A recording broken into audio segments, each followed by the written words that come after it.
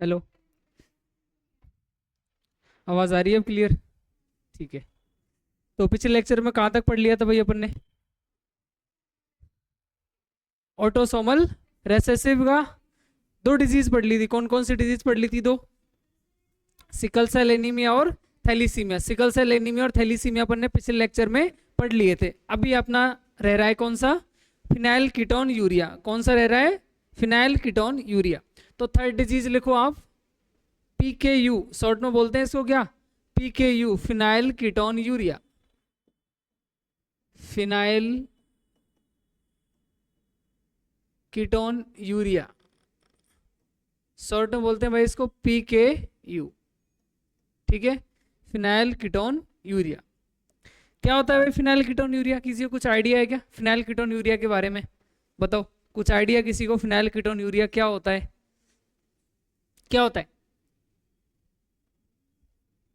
अरे बोलो बोलो, शर्माते क्यों? बोलो, क्या होता है फिनाइल कीटोन यूरिया? क्या होता है?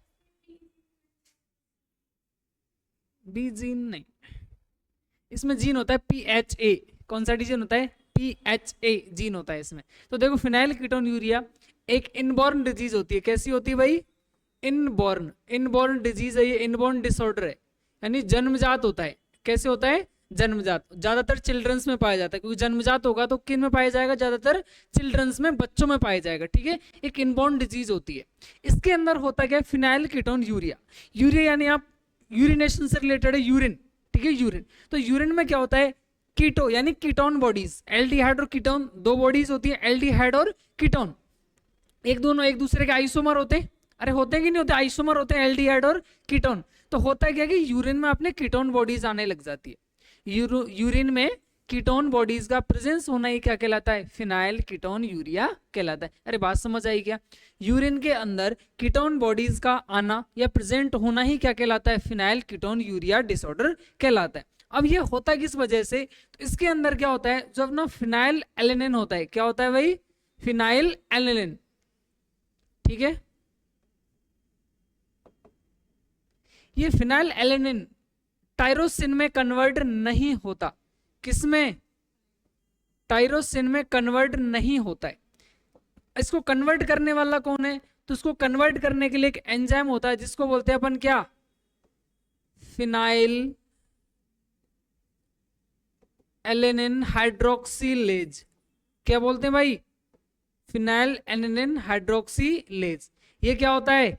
एक एंजाइम होता है, एन एंजाइम। इसकी डेफिशिएंसी की वजह से ये इसमें कन्वर्ट नहीं होता, यानी यहाँ पर टायरोसिन का फॉर्मेशन नहीं होता। अरे बात समझ आई क्या?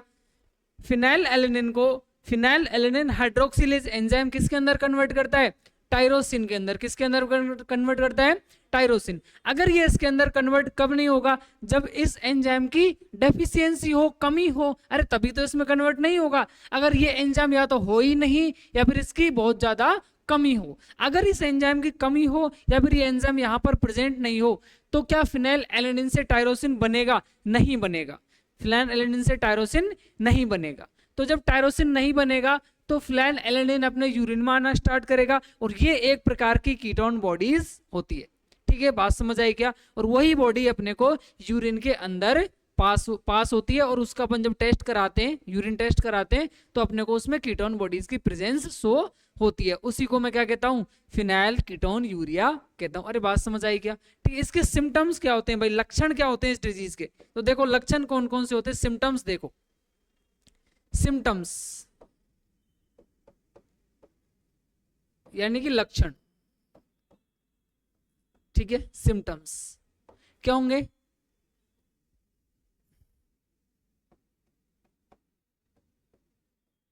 मोस्टली ऑर्डर यूरिन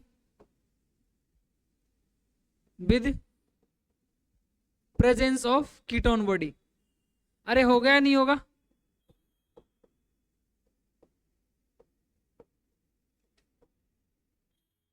अरे कीटोन बॉडी मिलेगी नहीं मिलेगी? बताओ, बिल्कुल मिलेगी कीटोन बॉडी इसके अंदर। ठीक है, और ऐसा पेशेंट क्या हो जाता है? थोड़ा न्यूरोलॉजिकल डेवलपमेंट कम हो जाता है उसका। क्या हो जाता है? न्यूरोलॉजिकल प्रॉब्लम्स होने लग जाती है उसको। क्या होने लग जाती है? न्यूरोलॉजिकल प्रॉब्लम्स, तो न्यूरोलॉजिकल प्रॉब्लम्स में उसको आते हैं सीजर्स, क्या आते हैं, सीजर। दूसरा वो है इसका न्यूरोलॉजिकल प्रॉब्लम्स, कौन सा, न्यूरोलॉजिकल प्रॉब्लम्स, और न्यूरोलॉजिकल प्रॉब्लम में पेन प्रॉब्लम है सीजर। क्या होते हैं भाई सीजर्स, किसी को कुछ आइडिया, सीजर्स, सीजर एप्लेसी क्या होते हैं, किसी को कुछ आइडिया, अरे आइडिया है या नहीं है किसी को, मिर्गी, नाम सुने क्या, मिर्गी दौरे, नाम सुने, मिर्गी दौरे, हाँ तो वो किसके अंदर आते हैं, इसी के अंदर आते हैं भाई, ठीक है, वो इसी के अंदर आते हैं, मिर्गी दौरे जो भी है इसी के अंदर होते हैं, ठीक है, मिर्गी आती है मोस्टली, ठीक है, एकदम ऐसे पेशेंट हिलने लग जाता है, वाइब्रेट सी करने लगती बॉडी।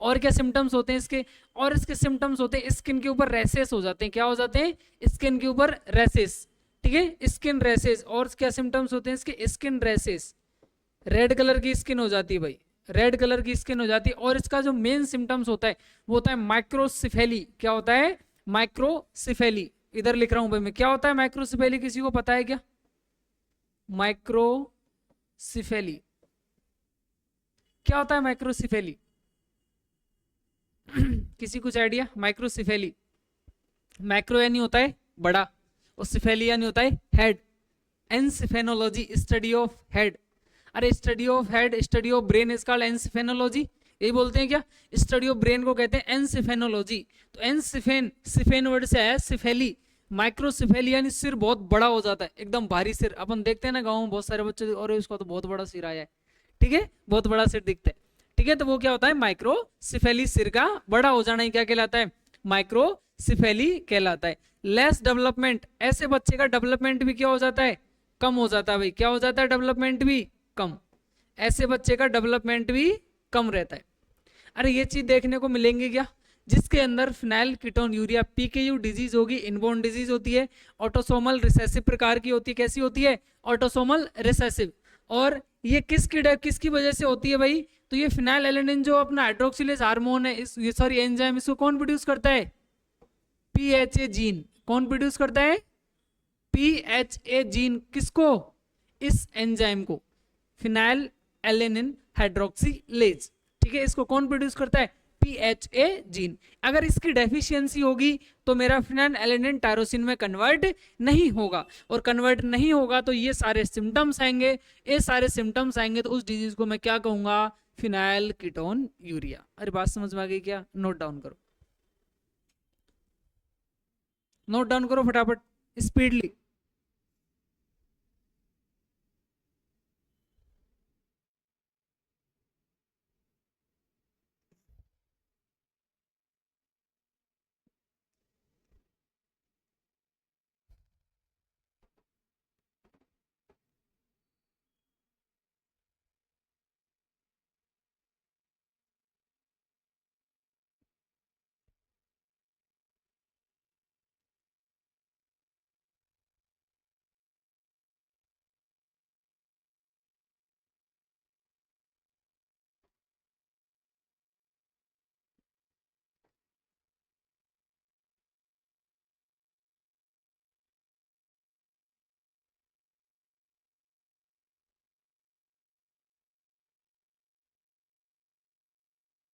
लिख लिया क्या, किसका मतलब, मोस्ट ऑर्डर का मतलब होता है एक फॉल स्मेल आती है, जैसे रोटन एग होता है, सड़ा हुआ अंडा, रोटन एग स्मेल बोलते हैं इसको, ठीक है, एक बहुत अलग ही प्रकार की स्मेल आती है, इसको मतलब गंध बोलते हैं हिंदी में, गंध, सुगंध होती है खुशबू, और गंध होती है बदबू, वही होता है ना, गंध, मोस्ट ऑर्डर का मतलब वही होता है, ऑर्डर यानी होता है स्मेल, ठीक है,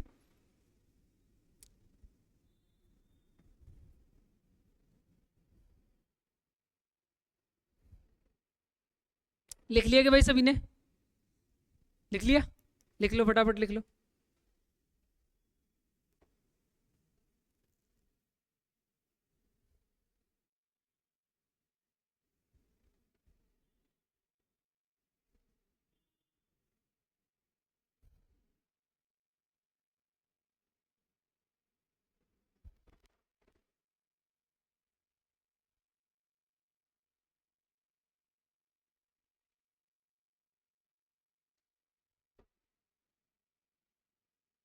आगे बढ़े, ठीक है। यहाँ पर अपने ऑटोसोमल रिसेसिव डिसऑर्डर्स कंप्लीट होते हैं क्या? अरे ऑटोसोमल रिसेसिव कंप्लीट होते हैं क्या? ठीक है, अब अपन पढ़ेंगे ऑटोसोमल डोमिनेंट। कौन सा पढ़ेंगे? Autosomal dominant. सिस्टिक फाइब्रोसिस आपके सिलेबस में नहीं है, डीप में नहीं है, सिर्फ एग्जाम्पल दे रखा है, वही मुझे पता है, 4 एग्जाम्पल मैंने लिखाए थे। ठीक है, सिस्टिक फाइब्रोसिस डीप में नहीं दे रखा है, उसके बारे में एक्सप्लेन नहीं किया हुआ है, तो जस्ट आप उसका एग्जाम्पल याद रखो। ठीक है, नेक्स्ट है अपने पास कौन सा? Autosomal dominant. Autosomal dominant, autosomal dominant disorder.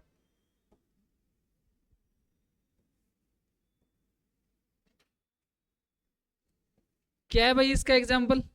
एक एग्जाम्पल लिखाया था मैंने इसका,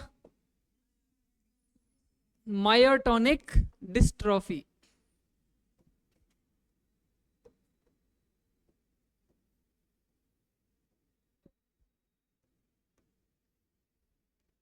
बताओ भाई मायोटोनिक डिस्ट्रॉफी क्या होती है? किसी को कुछ पता है कि इसके बारे में? मायोटोनिक डिस्ट्रॉफी सर ये होता है मायोटोनिक डिस्ट्रॉफी। किसी को कुछ भी आइडिया हो तो बता सकता है भाई मायोटोनिक डिस्ट्रॉफी के बारे में? किसी को कुछ आइडिया नहीं है तो देखो, मायोटोनिक डिस्ट्रॉफी एक जेनेटिकल डिसऑर्डर है। कैसा डिसऑर्डर है? जेनेटिक डिसऑर्डर, क्योंकि अपन जेनेटिक में पढ़ रहे हैं तो कैसा डिसऑर्डर है? Genetic disorder.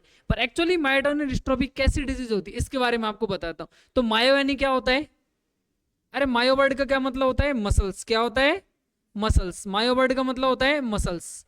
टॉनिक वर्ड का मतलब होता है स्पैम्स। क्या होता है? स्पम्स।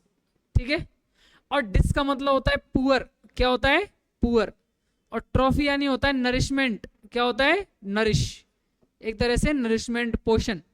ठीक है, मीनिंग से पूरी समझ में आ गया होगा। मसल्स को पुअर नरिशमेंट मिलने की वजह से उसके अंदर स्पेम्स आ जाते हैं, अकड़न आ जाती है, उसको क्या बोलते हैं? मायोटोनिक डिस्ट्रॉफी बोलते हैं। इसीलिए मैं कहता हूँ साइंस में जो भी वर्ड है उन वर्ड का मीनिंग आपको पता है, डेफिनेशन आप बना ले जाओगे।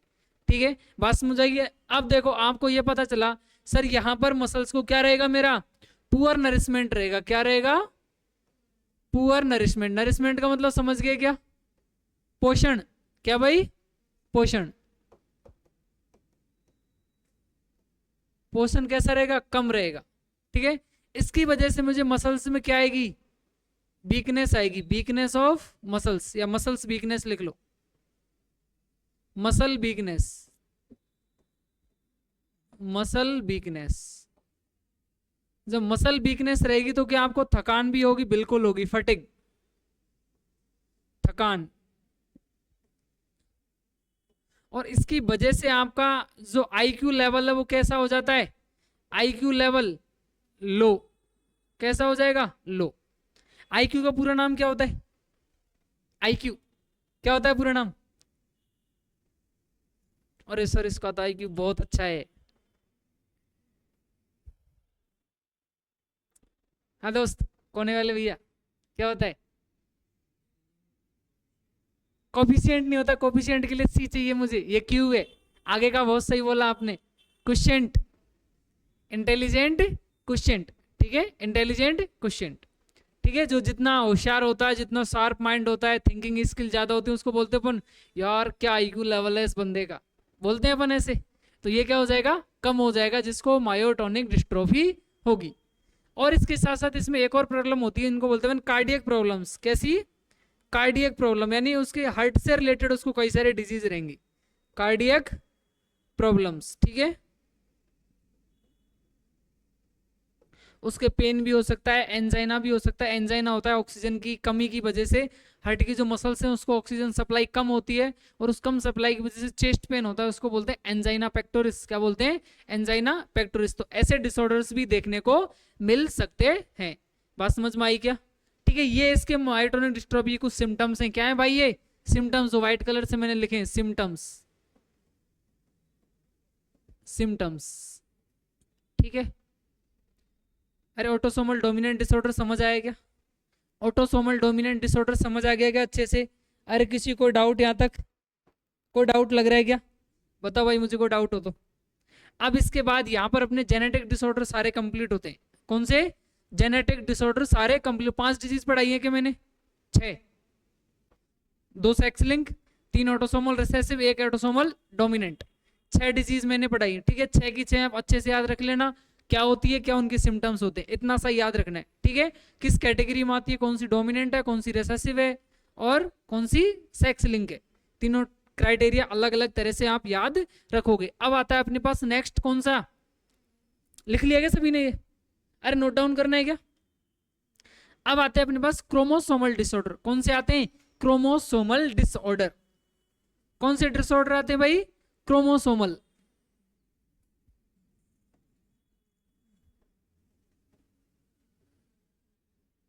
क्रोमोसोमल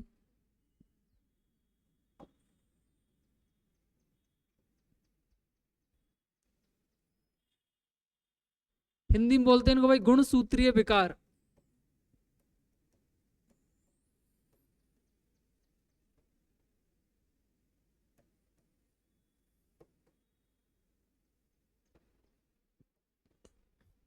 क्रोमोसोमल डिसऑर्डर क्या होते हैं, उस दिन मैं बता रहा था, क्रोमोसोमल म्यूटेशन, क्रोमोसोमल डिसऑर्डर यानी चेंज इन क्रोमोसोम स्ट्रक्चर।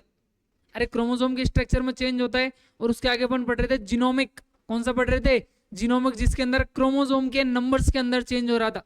तो एक तरह से ये क्रोमोसोमल जो डिसऑर्डर है वो किस प्रकार के हैं, जीनोमिक प्रकार का म्यूटेशन इनके अंदर होता है। किस प्रकार का म्यूटेशन होता है, जीनोमिक प्रकार का म्यूटेशन होता है। जीनोमिक प्रकार का म्यूटेशन होने से मतलब क्या है सर, इनके अंदर क्रोमोसोम के नंबर्स में छेड़खानी होगी। क्रोमोसोम के नंबर्स के अंदर क्या होगा, डिस्टरबेंस होगा। क्या होगा, क्रोमोसोम के नंबर्स, शॉर्ट में लिख रहा हूं CH, क्रोमोसोम नंबर डिस्टरबेंस। इनके अंदर क्रोमोसोम का नंबर क्या होगा, डिस्टरबेंस होगा। मैंने आपको लिखाया था क्रोमोसोम का जो नंबर का डिस्टरबेंस होता है, दो तरीके से बताया था। एक बताया था एनिप्लॉइडी, एक बताया था पॉलीप्लॉइडी। अरे बताया था नहीं बताया था। एनिप्लॉइडी का मतलब क्या होता है sir, single set of chromosome या सिंगल नंबर ऑफ क्रोमोसोम। बताया था मैंने, एनिप्लॉइडी सिंगल नंबर ऑफ क्रोमोसोम। और पूरा क्रोमोसोम का सेट, पूरा सेट पेयर अगर पूरा क्रोमोसोम का है तो पॉलीप्लॉइडी। क्या बताया था, पॉलीप्लॉइडी। एनिप्लॉइडी किस वजह से होता है, एनिप्लॉइडी किस वजह से होता है, एनिप्लॉइडी किस वजह से होता है, फेलियर ऑफ, पढ़ते नहीं हो भैया घर जाके, बिल्कुल ही पन्ने पलटो, क्या लिखाया था मैंने, बिल्कुल भी रिवाइज नहीं करते हो घर जाके आप लोग। Failure of segregation of chromatids, यही लिखाया था क्या, यही लिखाया था, failure of segregation of chromatids. और पॉलीप्लॉइडी का रीजन बताया था, फेलियर ऑफ साइटोकाइनेसिस। क्या बताया था, फेलियर ऑफ साइटोकाइनेसिस। दोनों एग्जांपल देखेंगे अपन इधर, ठीक है, देखने को मिलेंगे। एक्चुअली पॉलीप्लॉइडी इसमें होता है एंसेस्ट्रल माइटोजेनेसिस, ठीक है। ये अपने को प्लांट्स के अंदर ज्यादा देखने को मिलता है। कहाँ देखने को मिलता है, प्लांट्स में। और अपन यहाँ एनिमल्स की स्टडी कर रहे हैं तो इसको अपन ज्यादा डीप नहीं पढ़ेंगे, ठीक है। जीनोमिक म्यूटेशन, जीनोमिक म्यूटेशन में पहला आएगा अपने पास कौन सा, अरे कौन सा आएगा पहला, डाउन सिंड्रोम। कौन सा आएगा, डाउन सिंड्रोम। उसके बाद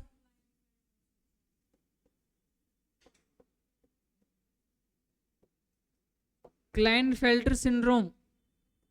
उसके बाद टर्नर सिंड्रोम। और एक और एक्स्ट्रा पढ़ाएंगे अपन, कौन सा, क्राइडू-चैट। कौन सा पढ़ेंगे, क्राइडू-चैट सिंड्रोम।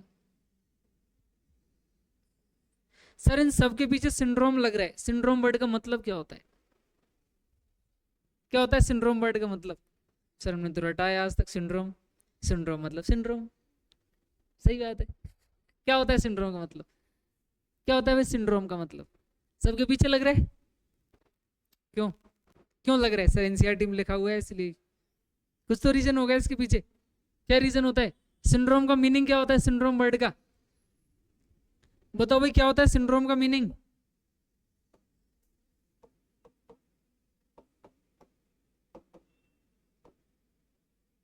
क्या होता है सिंड्रोम वर्ड का मीनिंग, किसी को कुछ आइडिया है क्या। सिंड्रोम का मतलब होता है group of disease. Syndrome word का मतलब क्या होता है, ग्रुप ऑफ डिजीज, रोगों का समूह सिंड्रोम कहलाता है। क्या कहलाता है, रोगों का समूह सिंड्रोम कहलाता है। आपने देखा होगा डाउन सिंड्रोम, बहुत सारे लक्षण होते हैं, उसके अंदर बहुत सारी बीमारियां होती हैं, एक बीमारी तो नहीं होती, उसके अंदर बहुत सारी बीमारी होती है, तब उसको अपन ने क्या बोलते हैं, सिंड्रोम। क्लाइनफेल्टर सिंड्रोम, उसके अंदर भी बहुत सारी बीमारियां होती हैं, इसीलिए अपन उसको क्या पढ़ते हैं, सिंड्रोम। तो सिंड्रोम वर्ड का मतलब क्या होता है भाई, ग्रुप्स ऑफ डिजीज। लिख लो सिंड्रोम की डेफिनेशन।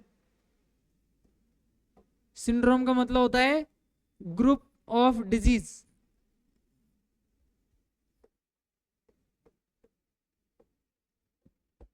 रोगों का समूह।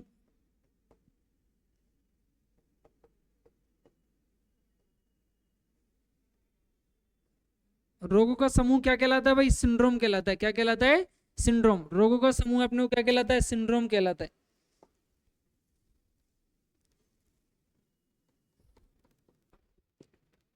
लिख लिया। अब सबसे पहले अपन पढ़ेंगे इसमें कौन सा, डाउन सिंड्रोम। कौन सा पढ़ेंगे, डाउन सिंड्रोम।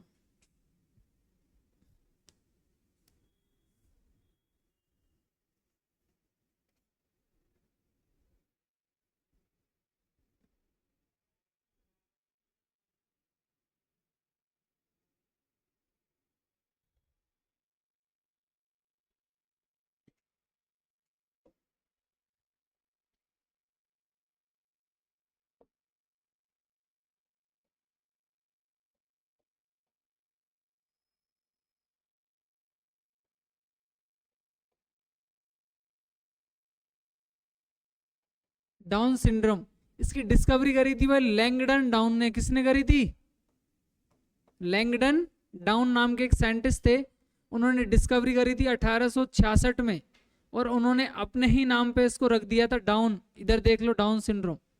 ठीक है, डाउन का मतलब वो नीचे वाला डाउन नहीं है, साइंटिस्ट का नाम है। ठीक है, लैंगडन डाउन। लैंगडन डाउन नाम के जो साइंटिस्ट थे, इन्होंने इसकी डिस्कवरी करी थी कब, 1866 में, 1866। ठीक है, किसकी वजह से होता है, किसकी वजह से होता है भाई ये, सर ट्राइसोमी हो जाती है। क्या हो जाती है, ट्राइसोमी हो जाती है। 21st क्रोमोसोम, 21वें क्रोमोसोम पर ट्राइसोमी हो जाती है। ट्राइसोमी किस वजह से होती है, तो उसका रीजन है मेरे पास, क्या क्या है भाई इसका रीजन, नॉन डिसजंक्शन। क्या है इसका रीजन, नॉन डिसजंक्शन। इसका रीजन है नॉन डिसजंक्शन। नॉन डिसजंक्शन का मतलब होता है एबनॉर्मल सेल डिवीजन। इसका मतलब क्या होता है भाई, एबनॉर्मल सेल डिवीजन। जिस तरह से सेल डिवीजन होना चाहिए था, उस वजह से सेल डिवीजन नहीं हुआ, उस तरह से सेल डिवीजन नहीं हुआ। इसी वजह से 21वें क्रोमोसोम पर ट्राइसोमी हो गई। क्या हो गई, 21वें क्रोमोसोम पर ट्राइसोमी, यानी 3 हो गए। 2 पेयर होते हैं, उसके साथ एक और ऐड हो गया, 2 और 1 क्रोमोसोम हो गया, टोटल कितने हो गए, 3। किस नंबर पर, 21वें पर। किस पर, 21वें पर, 21st क्रोमोसोम पर। ट्राइसोमी एट 21st क्रोमोसोम, किसकी वजह से, due to non disjunction. Non disjunction का मतलब क्या होता है, एबनॉर्मल सेल डिवीजन। अरे बात समझ आ गई क्या, ठीक है, एबनॉर्मल सेल डिवीजन, ट्राइसोमी है 21st क्रोमोसोम। अब इसके सिम्टम्स पढ़ेंगे अपन। क्या पढ़ेंगे भाई, सिम्टम्स। लक्षण क्या क्या होते हैं भाई इसके, बताओ मुझे, सिम्टम्स।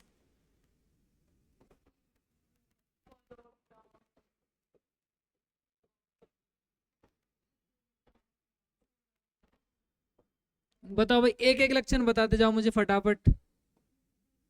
कोई बोल रहा है सर फरो टंग। लो भाई, फरो टंग। फरो टंग का मतलब क्या होता है, बाहर निकली हुई जीभ। फरो टंग का मतलब होता है खांचेदार, बाहर निकली हुई को बोलते हैं ओपन माउथ टंग। अगर जीभ बाहर आ रही तो उसको बोलते हैं ओपन माउथ टंग। फरो टंग का मतलब होता है खांचेदार, उसके ऊपर ऐसे रेक्टेंगल टाइप के बने रहते हैं, देखो ऐसे स्ट्रक्चर बने रहते हैं उसके ऊपर, ऐसे ऐसे। ठीक है, हिंदी में बोलते खांचेदार जीभ। क्या बोलते हैं हिंदी में, खांचेदार जीभ। बात समझ आ गई, खांचेदार जीभ, फरो टंग ये होता है।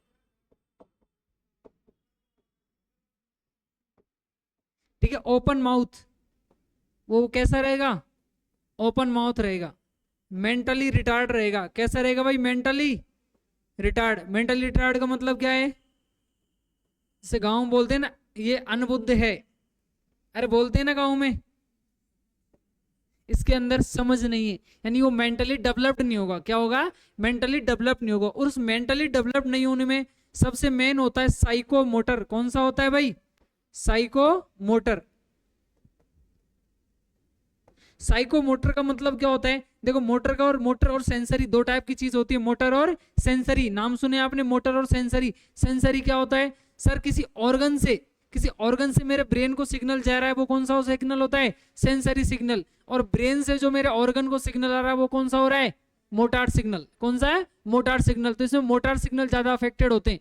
कौन से सिग्नल अफेक्टेड होते हैं? Motor signal. अरे मैं ये मेरा कोई मैंने पिन ली, पिन में मेरी इसमें फिंगर में चुभाता हूँ, ठीक है, मैंने पिन चुभाई, मैं तुरंत हटा लूंगा उसको, हटाऊंगा ना फिंगर को पीछे। पता कैसे चला सर? इस ऑर्गन से, इस फिंगर पार्ट से मुझे पहले सेंसस मतलब सेंसेशन गया, किसके थ्रू? सेंसरी सिग्नल के थ्रू। कहां पर गया? ब्रेन में गया। फिर ब्रेन से सर एक सिग्नल वापस आया मोटार नर्व के थ्रू, वो फिंगर तक आया और उसने मुझे बताया कि ये नुकीली चीज है, ये आपको पेन करेगी, ये आपको पेन का फील एहसास कराएगी, सेंसेशन देगी, इसलिए मैंने मेरी फिंगर को दूर कर लिया। बात समझ आई? इसलिए मैंने फिंगर को क्या कर लिया? दूर कर लिया। तो इसमें क्या होगा? ब्रेन से आने वाले सिग्नल कम हो जाते हैं, ब्रेन से आने वाले सिग्नल कम हो जाते हैं। उस पेशेंट को अपन जनरली बोलते हैं क्या? साइकोमोटर। क्या बोलते हैं? साइकोमोटर। और क्या होता है भाई? फरो टंग, ओपन माउथ, पाम क्रेज, हथेली उसकी चौड़ी रहती है, खुली, उस पर भी अपने को इरेज लाइन जैसी क्रेज मिलते हैं, ठीक है, बहुत सारी लाइंस मिलती हैं, उसको बोलते हैं क्या? Palm craze.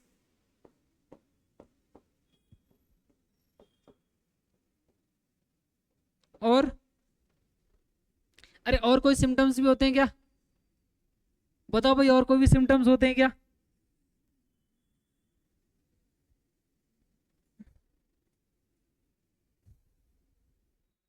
डेवलपमेंट कैसा रहेगा उस बच्चे का?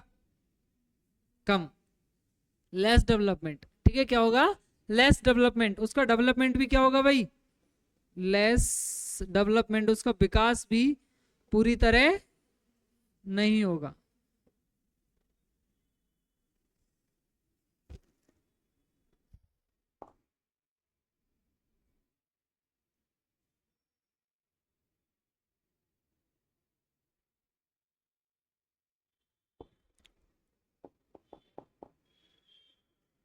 एक और सिम्टम्स होता है, किसी को याद हो तो? Small round head. सर छोटा सिर होता है, गोल होता है एकदम, छोटू सा सिर होता है, नारियल के जैसा दिखता है, ठीक है, उसको क्या बोलते हैं? Small round head. 6 नंबर लिख लो भाई, स्मॉल राउंड हेड, ठीक है, स्मॉल राउंड हेड। ये अपना डाउन सिंड्रोम कंप्लीट होता है भाई। डाउन सिंड्रोम के बारे में सफिशिएंट है क्या इतना? अरे सफिशिएंट है क्या इतना? इसके बाहर तुम्हारा क्वेश्चन नहीं आएगा, इस बात की श्योरिटी है कि इसके बाहर क्वेश्चन नहीं आएगा, ठीक है भाई, इसके बाहर क्वेश्चन नहीं आएगा, तुमको श्योर है।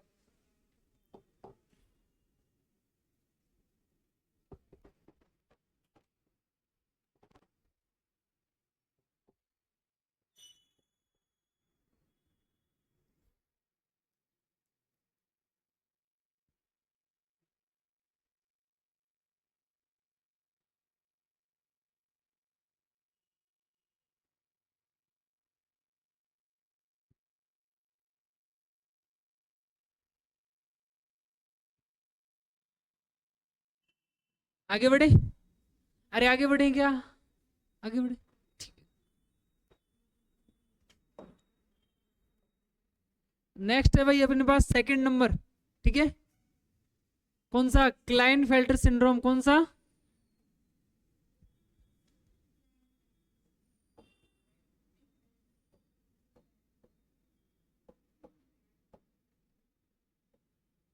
Klinefelter syndrome. क्या होता है भाई Klinefelter syndrome?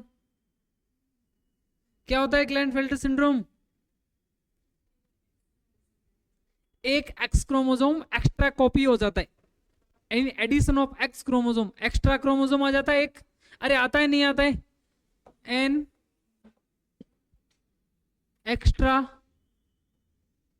Copy oblique addition of X chromosome, ठीक है, एक्स क्रोमोसोम की एक्स्ट्रा कॉपी हो जाना, यानी क्या हो जाएगा? अरे 2n+1 हो जाएगा क्या? 2n+1 को फॉलो करेगा, यानी 44+x कितने हो गए टोटल? कितने हो गए? 47। कितने हो गए टोटल? 47। सही है क्या ये बात? सर एक्स्ट्रा कॉपी हो जाती है, एडिशन हो जाता है किसका? एक एक्स क्रोमोसोम का। उसकी वजह से मैं 2n+1 वाला फॉर्मूला लगा सकता हूं क्या? अरे लगा सकता हूं बिल्कुल। क्योंकि 2n बराबर 46 होता है अपने अंदर, ठीक है। एक प्लस और ऐड होगा यानी 44, 45, 46, 47, यानी टोटल नंबर ऑफ क्रोमोसोम कितने हो गए? 47। अब एक एक्स्ट्रा क्रोमोसोम हुआ है तो किसके अंदर होता है? मेल्स के अंदर होता है। किसके अंदर होता है? मेल्स के अंदर, यानी फेमिनाइन कैरेक्टर डेवलप हो जाते हैं किसके अंदर? मेल्स के अंदर। इसका मेन सिम्टम्स क्या रहता है? फेमिनिज्म या feminine character develops in male, ठीक है भाई। सिम्टम्स क्या होंगे इसके? सिम्टम्स, लक्षण क्या होंगे? तो लिखते जाओ भाई लक्षण।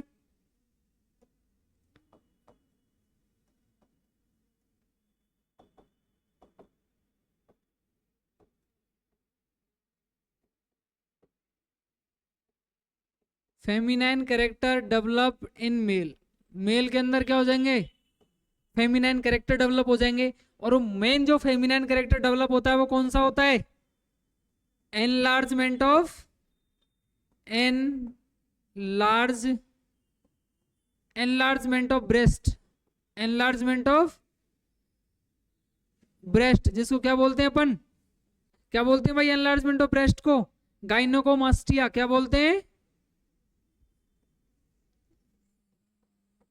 गाइनेकोमास्टिया। मेल के अंदर ब्रेस्ट का डेवलपमेंट होना, मेल के अंदर ब्रेस्ट का डेवलपमेंट होने, एनलार्जमेंट ऑफ ब्रेस्ट हो जाता है, उसको क्या बोलते हैं अपन? गाइनेकोमास्टिया। क्या बोलते हैं? गाइनेकोमास्टिया। ऐसा मेल कैसा रहता है? इनफर्टाइल रहता है। कैसा रहता है? स्टेराइल या इनफर्टाइल रहता है। कैसा रहता है भाई? इनफर्टाइल। कैसा रहता है? इनफर्टाइल। इनफर्टाइल को अपन क्या बोलते हैं? स्टेराइल। हिंदी में क्या बोलते हैं भाई? बांझ। और उसका जो और एक और निशानी रहती है वो ये रहती है सर, उसके हाथ पैर बड़े लंबे लंबे दिखते हैं। Long legs and hand, long legs and hand. उसके हाथ और पैर यानी अपर एक्सट्रीमिटी एंड लोअर एक्सट्रीमिटी बहुत बड़े बड़े दिखाई देते हैं, यानी बहुत लंबे रहते हैं, ठीक है। ये एक्स्ट्रा कैरेक्टर डेवलप हो जाते हैं किसके अंदर? क्लाइनफेल्टर सिंड्रोम में। अरे बात समझ आ रही क्या? क्लाइनफेल्टर सिंड्रोम में ये एक्स्ट्रा कैरेक्टर, ये सिम्टम्स आ जाते हैं। एक्स्ट्रा कॉपी हो जाती है एक्स क्रोमोसोम की, उसको 2n+1 नाम से दिखाते हैं, बराबर 44 प्लस XX बाई यानी टोटल कितने हो गए? 47।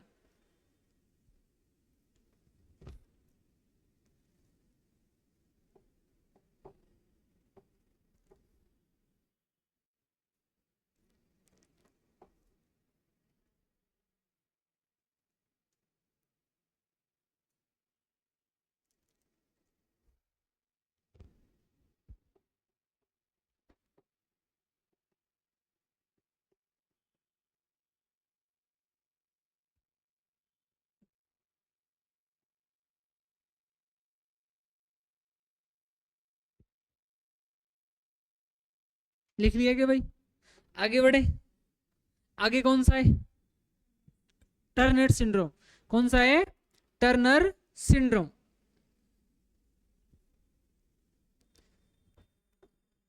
सी है मेरे पास टर्नर सिंड्रोम।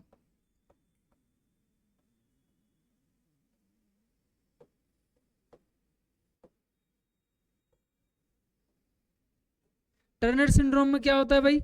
तो टर्नर सिंड्रोम फॉर्मूला फॉलो करता है 2n-1, यानी इसके अंदर क्या हो जाता है? एक्स क्रोमोसोम की क्या हो जाती है?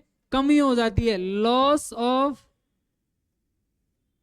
N X chromosome. एक एक्स क्रोमोसोम क्या हो जाती है? कमी। और ये ज्यादातर कहां देखने को मिलता है? फीमेल के अंदर। किसके अंदर देखने को मिलता है? फीमेल के अंदर। तो 2n-1 का मतलब क्या हो जाएगा भाई? 44 प्लस x0 यानी कितने हो गए टोटल? 45। कितने हो गए? 45 हो गए। कितने क्रोमोसोम रह गए भाई? अरे 45 रह गए या नहीं रह गए? कितने रह गए? 45, ठीक है। या और कम? 45। कितने? 45, ठीक है। अब देखो इसके अंदर सिम्टम्स क्या होंगे? बोलो भाई मुझे, लक्षण क्या होंगे इसके? क्या? अरे बोलो बोलो। फेमिनाइन करेक्टर लेस रहेंगे, ठीक है भाई। Feminine character less. और रूडिमेंट्री ओवरीज कैसी रहेंगी भाई? रूडिमेंट्री ओवरीज, रूडिमेंट्री ओवरीज रहेंगे। सेकेंडरी सेक्सुअल कैरेक्टर्स बहुत कम होंगे भाई। Secondary sexual character, secondary sexual character में बेविंग नेक होता है,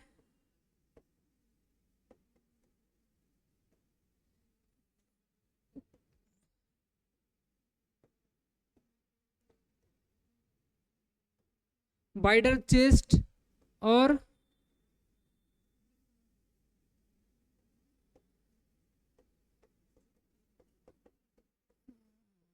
वाइडर ब्रेस्ट निपल। ठीक है, रूडिमेंट्री ओवरीज होने की वजह से उस फीमेल के अंदर, भाई रूडिमेंट्री ओवरीज होने की वजह से मेनली ओवरीज क्या करती है? ओवरीज क्या करती है बताओ मुझे? अरे अंडोत्सर्ग करती है ना, ओवम निकलता है, यही नॉन फंक्शनल है, ओवम नहीं निकलेगा।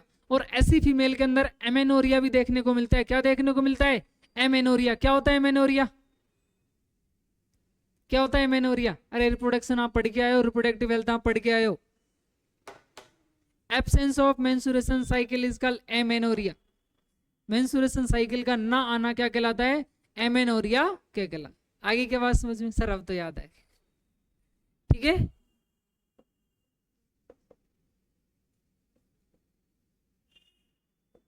एमेनोरिया का मतलब क्या होता है? Absence of menstruation cycle.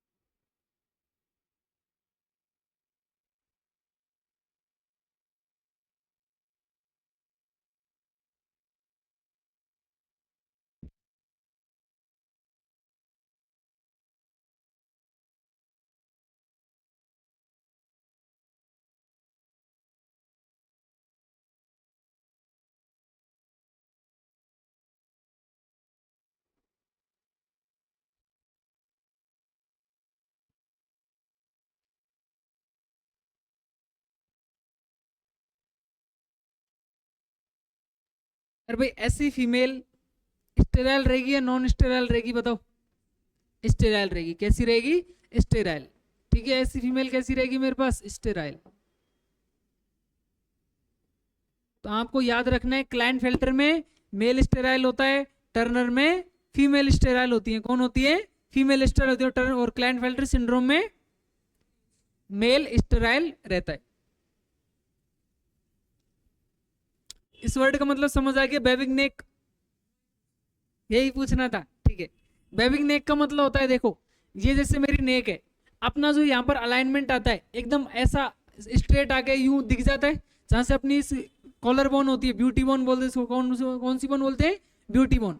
Collar bone अच्छे से दिखती है अपने को, अच्छे से डेवलप होती है। अपना जो नेक का और ये वाला ये स्ट्रक्चर होता है एकदम क्लियरिफाई होता है, उसके अंदर ये क्लियर नहीं दिखता, एकदम फ्लैट हो जाता है, पता ही नहीं लगता। गर्दन और शोल्डर के बीच में गैप भी है, उसको बोलते हैं बेविंग नेक। और फूली फूली गर्दन रहती है यहाँ पर, ऐसे बहुत मोटी गर्दन हो जाती है, एकदम ऐसा फैला फैला स्ट्रक्चर। इस फैलने की वजह से उसका जो ये थोरेक्स वाला रीजन है, ये भी क्या हो जाता है? चौड़ा, बहुत चौड़ा थोरेक्स वाला रीजन हो जाता है। उसकी वजह से वाइडर चेस्ट हो जाती है। कैसी हो जाती है? Wider chest. और उसी की वजह से वाइडर ब्रेस्ट निप्पल, जो अपने ब्रेस्ट का जहां पर ओरिजिन होता है, जहां पर मतलब अलाइनमेंट होता है, वो भी क्या हो जाता है?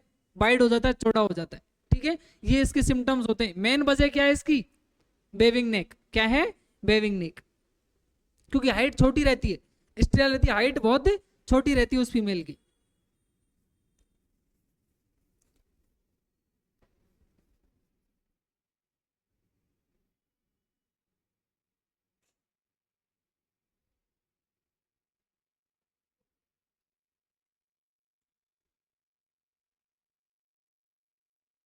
लिख लिया क्या कोने वाले भैया? चुप कैसे रहते हो यार, तो कभी तो बोल लिया करो। लिख लिया? बहुत फास्ट लिखता है यार ये तो। क्या कह रहे हो? इंट्रोवर्ट है? इंट्रोवर्ट है? क्या बात है। नेक्स्ट है अपने पास कौन सा भाई, क्राइडू chat, क्राइडू chat syndrome.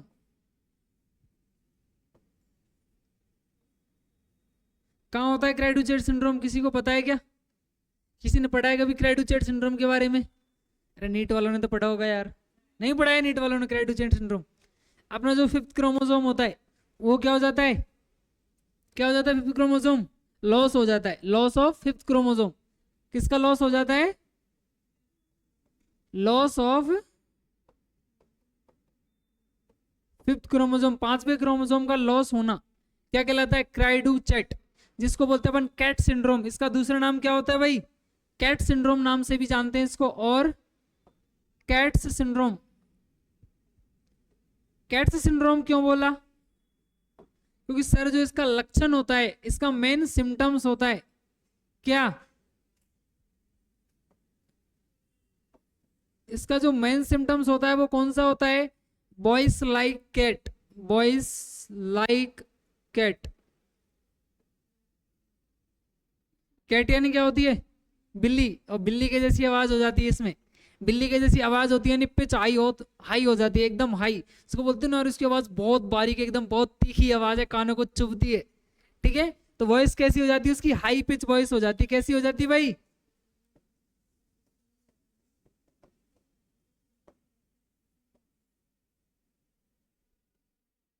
High pitch voice हो जाती है।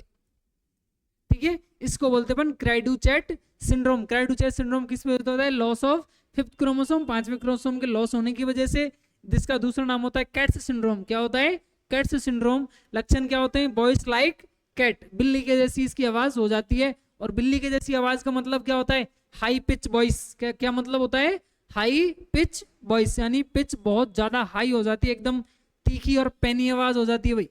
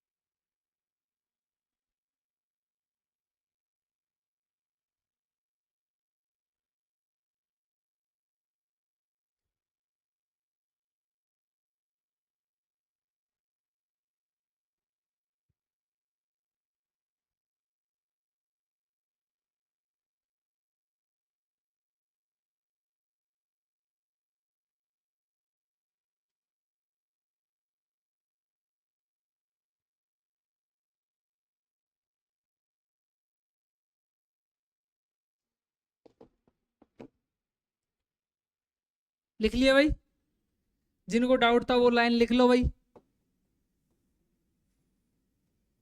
Father of modern genetics and experimental genetics,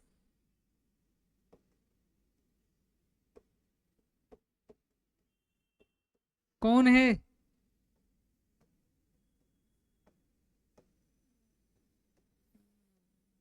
TH Morgan, Thomas and Morgan, father of modern genetics and experimental genetics. और फादर ऑफ जेनेटिक्स तो आपको पता ही है, जीजे मेंडल। ठीक है, अब तो याद रहेगा। ठीक है, यहाँ पर अपना जेनेटिक्स का फर्स्ट पार्ट, जेनेटिक्स का फर्स्ट पार्ट कंप्लीट होता है। जेनेटिक्स का फर्स्ट पार्ट कौन सा, principle of inheritance and variation. अरे अच्छे समझ तो आया सबके, यहाँ तक किसी को कोई भी सिंगल डाउट लगाओ तो पूछ सकता है भाई, कोई डाउट, कोई डाउट नहीं यहाँ तक, अच्छे समझ तो आया, ऐसा तो नहीं सर ऊपर से चला गया, हमारे फील तो आई ना, जेनेटिक्स क्या होता है, कैसे याद करना है, कैसे चीजें होती हैं, सिंप्लीफाई करके बताया मैंने, एकदम सिंपल पढ़ा है, कोई कॉम्प्लिकेट नहीं किया है। नहीं अगर कॉम्प्लिकेट करता तो बहुत सारी ऐसी टर्म्स हैं इसमें साइंस की जिनको आप समझ ही नहीं पाते हो। और जेनेटिक इसीलिए बच्चों के समझ नहीं आती कि वो टर्म्स को नहीं समझ पाते। मैंने पूरी पूरी कोशिश करी है आपको हर टर्म समझाने की, हर एक चीज को एक्सप्लेन करने की। अरे अच्छे समझ आया यहाँ तक। अपने जेनेटिक्स का फर्स्ट पार्ट यानी principle of inheritance and variation complete. कल अपन क्या पढ़ेंगे, मॉलिक्यूलर बेसिस ऑफ इनहेरिटेंस। क्या पढ़ेंगे, मॉलिक्यूलर बेसिस ऑफ इनहेरिटेंस, जो इसका नेक्स्ट अगला चैप्टर है 12th क्लास की एनसीईआरटी में, चैप्टर नंबर 6। 12th क्लास की एनसीईआरटी में चैप्टर नंबर 6, अब 5th हो गया नई वाली एनसीईआरटी में, मेरे टाइम पे 6 था। पेडिग्री एनालिसिस आपके नहीं आता है, अगर आता है तो वो मैं मॉलिक्यूलर एनालिसिस में डीएनए फिंगरप्रिंट के साथ बताऊंगा थोड़ा सा, वहां तो मैं अच्छे से समझ आएगा वो, ठीक है। थोड़ा सा बताएंगे, ज्यादा कुछ इसमें है नहीं। पेडिग्री एनालिसिस में जो सिंबल्स है एनसीईआरटी से देख लेना, वो आपको याद करने, उसके अलावा तुम्हारे क्वेश्चन आता भी नहीं है, पूछा भी नहीं जाएगा, ठीक है, पूछा भी नहीं जाएगा, श्योर, इस बार मेक श्योर रहोगी, इसका क्वेश्चन आएगा भी नहीं, ये आपके काम का भी नहीं है। नॉर्मल नॉर्मल जो पार्ट है, नॉर्मल क्या मतलब पूरा पूरा कॉम्प्लिकेटेड पार्ट जो आपका था वो मैंने अच्छे से कवर किया है, इसके बारे आपका क्वेश्चन नहीं आएगा, बिलीव करना।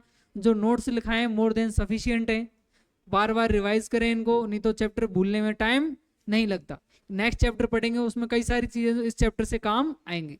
तो कल अपन कौन सा चैप्टर पढ़ेंगे भाई, मॉलिक्यूलर बेसिस ऑफ इनहेरिटेंस, ठीक है। डीएनए वीएनए जो सारे आते हैं थोड़ा सा अपन पढ़ेंगे, याद करके आओगे, देख के आओगे कल क्या पढ़ना है, ठीक है। अरे ठीक है क्या भाई, ठीक है, तो कल देखते हैं अपन।